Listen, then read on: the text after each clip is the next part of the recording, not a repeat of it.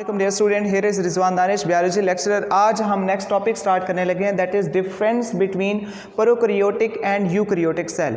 सबसे पहले हम देखते हैं कि प्रोकैरियोटिक सेल क्या है। हम इसके वर्ड ओरिजिन को सबसे पहले देखते हैं कि प्रो का मतलब होता है बिफोर या फॉल्स, और कैरियोटिक लफ्ज़ कैरियन से निकला है। कैरियन का मतलब होता है न्यूक्लियस, यानी कि वो सेल, वो जानदार जिनके अंदर या तो न्यूक्लियस जो है वो क्या बिफोर तो यहाँ पे यूज़ नहीं हो सकता बिफोर न्यूक्लियस, तो यहाँ पे मतलब है जिनके अंदर फॉल्स न्यूक्लियस पाया जाता है, यानी कि वाज़े न्यूक्लियस नहीं होता।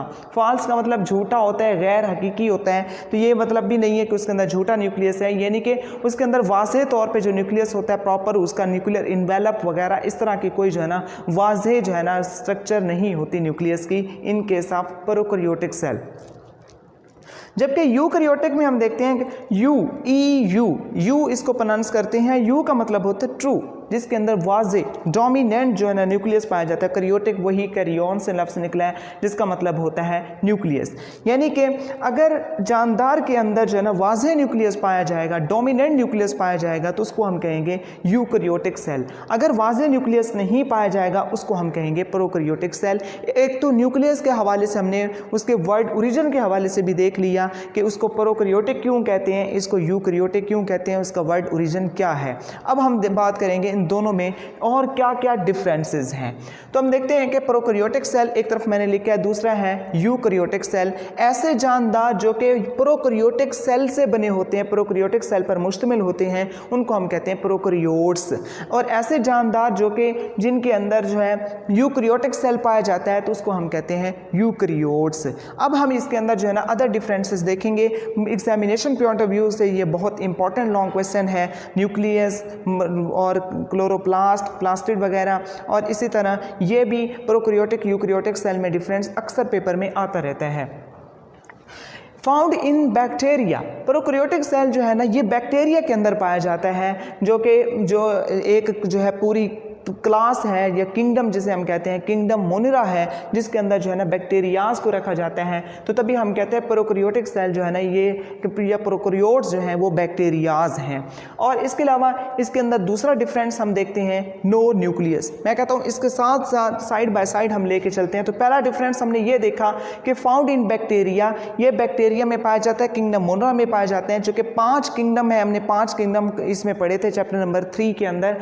तो 5 किंगडम में किंगडम मोनिरा जो है वो उसके अंदर जो है प्रोकैरियोटिक सेल तमाम के तमाम होते हैं, जबकि जो बाकी 4 किंगडम बचते हैं वो यूकैरियोटिक हैं, चाहे वो प्रोटिस्टा है, चाहे वो फंजाई है, या प्लांट्स हैं, या एनिमल्स हैं। ये सारे के सारे जो हैं यूकैरियोटिक होते हैं, इनके अंदर वाज़े तौर पे न्यूक्लियस पाया जाता है। नेक्स्ट डिफरेंस क्या है, प्रोकैरियोटिक सेल में नो न्यूक्लियस, इसके अंदर न्यूक्लियस नहीं पाया जाता, जबकि इनके अंदर है प्रोमिनेंट न्यूक्लियस, एक वाज़े तौर पे जो है ना इनके अंदर जो है न्यूक्लियस पाया जाता है in case of eukaryotic cell. Next difference क्या है, नो मेम्ब्रेन बाउंडेड ऑर्गेनेल्स, इसके अंदर कोई मेम्ब्रेन बाउंडेड ऑर्गेनेल्स नहीं पाए जाते। जो मेम्ब्रेन बाउंडेड ऑर्गेनेल्स भी होते हैं जैसे कि माइटोकॉन्ड्रिया है, क्लोरोप्लास्ट हैं वगैरह, इनके बाहर वाज़े तौर पर जो है ना मेम्ब्रेन्स पाई जाती हैं, डबल मेम्ब्रेनस होते हैं। तो ये वाले जो मैंने अभी जिक्र किया जो ऑर्गेनेल्स, वो ऑर्गेनेल जो है इनके अंदर नहीं पाए जाते, यानी कि प्रोकैरियोट्स में ये ऑर्गेनेल्स नहीं पाए जाते। जबकि यूकैरियोटिक सेल में मेम्ब्रेन बाउंडेड ऑर्गेनेल जो है वो पाए जाते हैं, जिसमें एग्जांपल मैंने लिखी है जैसे कि माइटोकॉन्ड्रिया है, न्यूक्लियस है, क्लोरोप्लास्ट हैं, ये सारे जो है ना मेम्ब्रेन बाउंडेड ऑर्गेनेल्स हैं। और स्पेशली ये जो है ना माइटोकॉन्ड्रिया ये डबल मेम्ब्रेनस बाउंडेड है, और जितने भी डबल मेम्ब्रेनस बाउंडेड ऑर्गेनेल्स हैं या मेम्ब्रेन बाउंडेड ऑर्गेनेल्स वो सिर्फ यूकैरियोटिक सेल में पाए जाते हैं, प्रोकैरियोटिक में वो चीज़ें एब्सेंट होती हैं।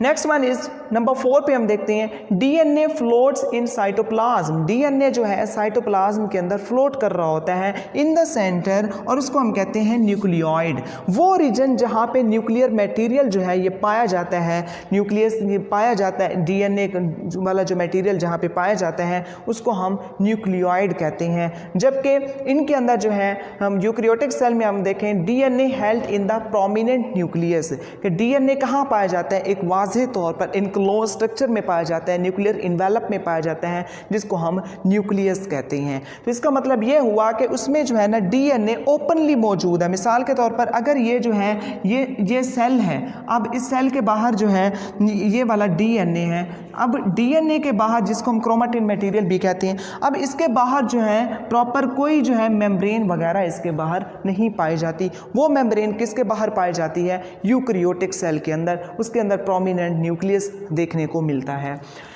Next number 5, no high level of division of labour. इसके अंदर कोई डिवीजन ऑफ लेबर नहीं है, वर्क की डिस्ट्रीब्यूशन कोई नहीं है, चूँकि प्रॉपर कोई ऑर्गेनेल्स यहाँ पे नहीं पाए जाते जिनको काम डिस्ट्रीब्यूट किया जाए, जबकि इसके अंदर जो है ना प्रॉपर जो है ऑर्गेनेल चूँकि पाए जाते हैं, तो इसलिए हम देख सकते हैं high level of labour of division जो है हम इसके अंदर देख सकते हैं। उसकी वजह क्या है? चूँकि ऑर्गेनेल्स पाए जाते हैं, माइटोकॉन्ड्रिया अपना काम करेगा, सेलुलर रेस्पिरेशन का काम करेगा, न्यूक्लियस अपना काम करेगा, जेनेटिकल मटेरियल बाहर भेजेगा, राइबोसोम्स की प्रोडक्शन करेगा वगैरह, और क्लोरोप्लास्ट ये अपना काम करेंगे, क्लोरोफिल होगा, क्लोरोफिल फोटोसिंथेसिस वाला काम करेगा। तो इसका मतलब ये है कि जो इसके अंदर प्रॉपर ऑर्गेनेल्स पाए जाते हैं, तो इसलिए यहाँ पे डिवीजन ऑफ लेबर भी पाया जाता है, सब ने काम डिस्ट्रीब्यूट किए हुए होते हैं। नेक्स्ट, अगर हम साइज की बात करें तो 10 अगर प्रोकैरियोटिक सेल मिले तो सिर्फ एक यूकैरियोटिक सेल मिलता है। तो हम ये कह सकते हैं कि ये जो प्रोकैरियोटिक सेल जो है, जिसे जो यूकैरियोटिक सेल है, ये 10 टाइम्स जो है ना वो ग्रेटर है, जबकि इसको हम क्या लिखेंगे? 1/10। 1/10 से मुराद ये है कि एक जो होगा यूकैरियोटिक सेल, उसके 10 हिस्से हों तो तब जाके सिर्फ एक प्रोकैरियोटिक सेल बनता है। तो इसका मतलब ये हुआ कि प्रोकैरियोटिक सेल का जो साइज़ है वो यूकैरियोटिक के साइज़ से छोटा होता है, कम होता है। कितना होता है? 10 गुना छोटा होता है। अगर हम बात करें प्रोकैरियोटिक सेल की, तो इसमें जो डीएनए है वो सिंपल है, कोई कॉम्प्लिकेशंस नहीं है, जबकि इसका जो डीएनए है वो कम्प्लेक्स होता है in the form of chromosome, चूँकि इसमें क्रोमोसोम्स पाए जाते हैं जिसके अंदर हिस्टोन प्रोटीन जो है और डीएनए जो है ना ये आपस में लिपटे हुए होते हैं, और ये आपस में कम्प्लेक्स होकर क्रोमोसोम्स बनाते हैं, और क्रोमोसोम अनकॉइल होकर क्रोमेटिन मटीरियल बनाते हैं। तो इसका मतलब ये हुआ कि इसका जो डीएनए है वो कम्प्लेक्स है, जबकि यूकैरियोटिक सेल का जो डीएनए है वो बिल्कुल सिंपल होता है।